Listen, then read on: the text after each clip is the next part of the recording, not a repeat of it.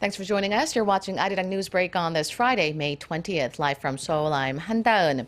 A big meeting is in schedule this morning of economy heavyweights from the government, the ruling Saenuri Party, and the two main opposition parties. The rare gathering was set by President Park Geun-hye and the floor leaders of the three parties last Friday. The chief policymakers of the parties and Finance Minister Yoo Il-ho will address pending economic issues along with future mid to long-term tasks to improve the people's livelihoods. They will also seek ways to successfully restructure struggling corporations like the nation's big three shipbuilders. The rival parties will also tackle controversial issues like the labor reform bill and a plan to introduce a performance-based pay system at public firms. The chief policymakers say these are part of their efforts to promote a smooth start to the 20th National Assembly by faithfully working together on key economic issues. Russia has joined the group of countries turning the screw on North Korea, adding a new set of financial and trade sanctions to the already extensive list. According to Radio Free Asia on Friday, the Central Bank of Russia has announced measures to suspend all financial transactions with the North.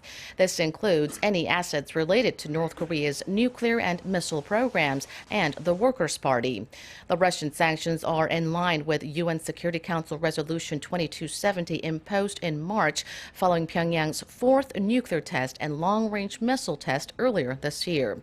The move comes just a day after Switzerland announced a comprehensive range of sanctions on the North. A senior North Korean official says it wouldn't hurt for North Korean leader Kim Jong-un and America's presumptive presidential nominee Donald Trump to meet face-to-face if Trump makes it to the White House. The remarks come a matter of days after Trump said he would be willing to sit down with the young North Korean leader if it could lead to the regime's denuclearization. Yang Hyung-sub, who serves as vice president of the Presidium of North Korea's Supreme People's Assembly, told the Associated Press that as long as the U.S. doesn't attempt to, quote, suffocate us like last time, it wouldn't be bad at all to have a dialogue with Trump. Yang also said the fate of the two Americans detained in the North can be discussed if Washington comes forth with the right attitude. Korean-American Kim Dong-chul and U.S. university student Otto Warmbier are serving to 10 years and 15 years of hard labor, respectively. EgyptAir has refuted claims by Greek authorities that debris found on its waters could be from the plane that disappeared off the radar on Thursday. Nevertheless, it's increasingly looking likely that a terrorist attack was to blame for the crash. Cairo says terrorism is more likely than technical failure. Park Jong-hong reports. Retracting an earlier statement, EgyptAir's vice president has told CNN that objects found floating on the sea were not a part of its plane. He said search and recovery efforts were ongoing. Previously, Greek authorities were quoted as having found pieces of plastic and two life jackets presumed to be from the jet that disappeared over the Mediterranean Sea on Thursday. Egypt's aviation minister says that at this point, a terrorist attack seems likely.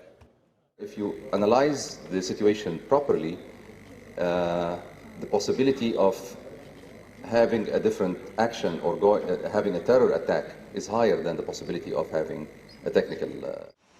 Experts say the plane, an Airbus A320, was relatively new, manufactured in 2003, and was not considered prone to technical problems.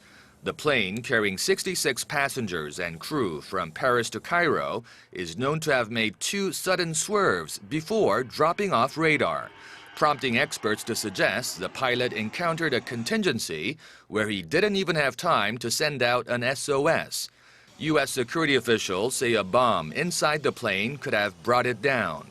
They added that investigators won't be able to say for sure until the plane's black boxes are recovered, but said early indicators point to a possible terrorist attack.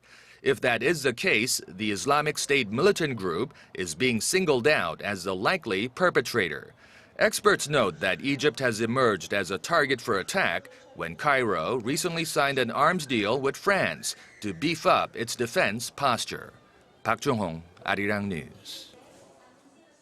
The overseas credit card and debit card spending of Koreans dropped in the first quarter from the previous one, due in large part to the stronger U.S. dollar.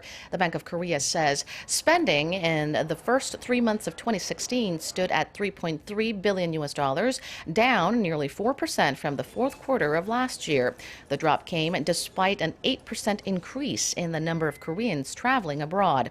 Experts say the robust greenback eroded Koreans' appetite to shop while out of the country.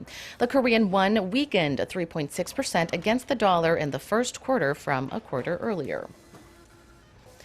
Korea's tech giants are fast-tracking efforts to commercialize the next era of high-speed wireless communications technology. Samsung Electronics says it aims to fully develop its own 4-band carrier aggregation chipset by June 17. It's projected the chip will replace the current 3-band LTE in Samsung's next flagship smartphone models following the Galaxy S7. Major telecom operators KT and SK Telecom are also working on similar projects.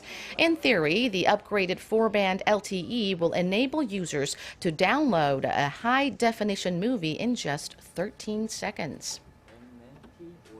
And that does it for now. Stay tuned for more domestic and global news coming up here on ARIRANG. Thank you for watching.